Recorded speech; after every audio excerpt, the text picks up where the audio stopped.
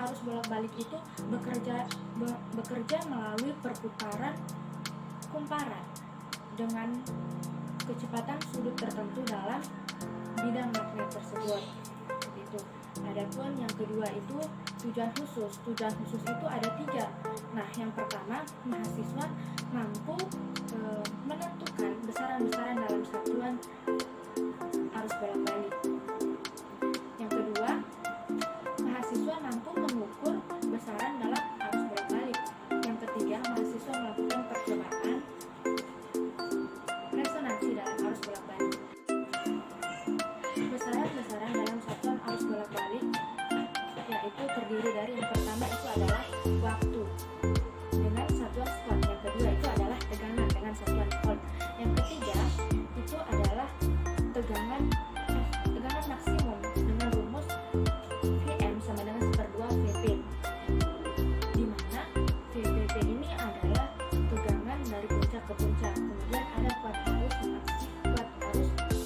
maksimum yaitu dinamakan dengan Im. Kemudian ada tegangan efektif. Tegangan efektif itu dilambangkan dengan VEF sama dengan dirumuskan dengan VEF sama dengan Vm per akar 2.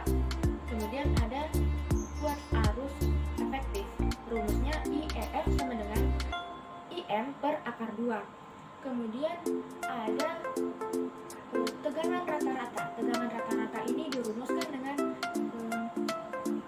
V bar sama dengan 2 dikali Vm per Pi. Kemudian ada kuat arus rata-rata dengan rumus I bar sama dengan 2 dikali Im per Pi. Kemudian ada alat dan bahan yang kita gunakan dalam percobaan ini beserta fungsinya. Adapun alat yang pertama itu berupa sinyal generator. Sinyal generator ini berfungsi sebagai sumber sinyal yang kemudian nanti akan ditampilkan pada osiloskop setelah melewati rangkaian integrator, diferensiator, dan rangkaian RCL paralel. Kemudian ada yang kedua yaitu osiloskop. Osiloskop ini berfungsi sebagai penerjemah signal input ataupun output dari rangkaian RCL paralel. Kemudian yang ketiga itu ada papan RCB. Papan RCB ini berfungsi sebagai tempat kita untuk merangkai integrator, diferensiator, dan rangkaian paralel. Kemudian ada kabel jumper. Kabel jumper ini berfungsi sebagai tempat perakitan untuk menghubungkan komponen dari rangkaian RCL paralel. Adapun bahan yang kita gunakan yaitu yang pertama adalah resistor, kapasitor, dan induktor.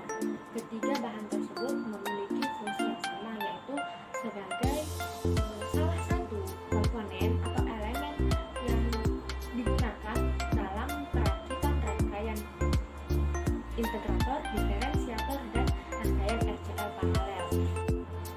Resistensi. Resistensi adalah elemen rangkaian listrik yang menggunakan resistor. Resistensi ini mempunyai sifat menghambat arus listrik yang melewatinya. Nah, tegangan yang melewati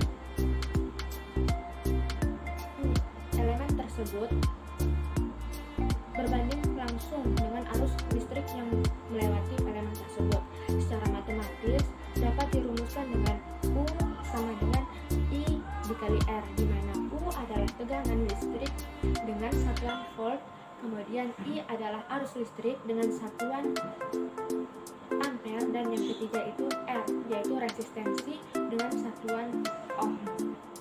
Kemudian ada besar daya besar daya pada resistensi ini dapat dihitung dengan rumus V sama dengan U dikali I sama dengan I dikali R dikali I sama dengan I pangkat 2 dikali R sama dengan U dikali U per R sama dengan U kuadrat dikali R. Adapun indukansi yaitu elemen rangkaian listrik Indukansi ini mempunyai sifat yang sama dengan resistensi, yaitu mempunyai sifat menghambat arus listrik yang melewatinya. Kemudian, indukansi juga didefinisikan sebagai konstanta pembanding yang berlaku pada persamaan tegangan dalam kumparan induktor. Besarnya daya yang diserap oleh indukansi yaitu dapat dihitung dengan menggunakan rumus P sama dengan U dikali I, sama saja dengan rumus menghitung daya pada resistansi tadi. Kapasitansi yaitu elemen rangkaian listrik yang berupa kapasitor. Kapasitansi juga didefinisikan sebagai konstanta pembanding yang berlaku pada persamaan arus dan duplat konduktor paralel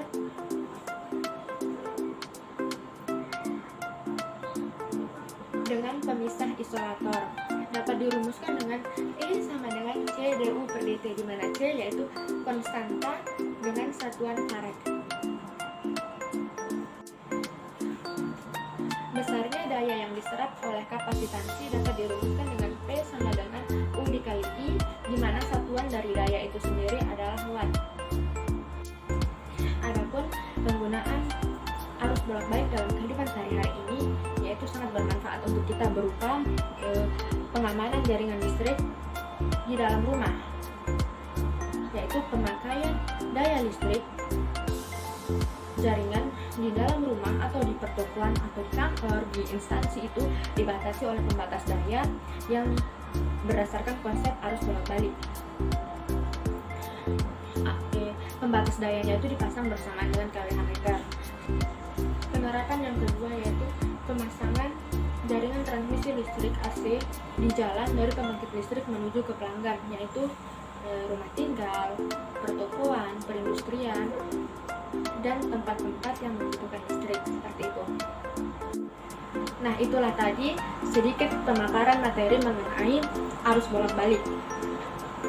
Semoga dapat dipahami. Lebih dan kurangnya saya ucapkan mohon maaf. Wabillahi taufik wal hidayah. Wassalamualaikum warahmatullahi wabarakatuh.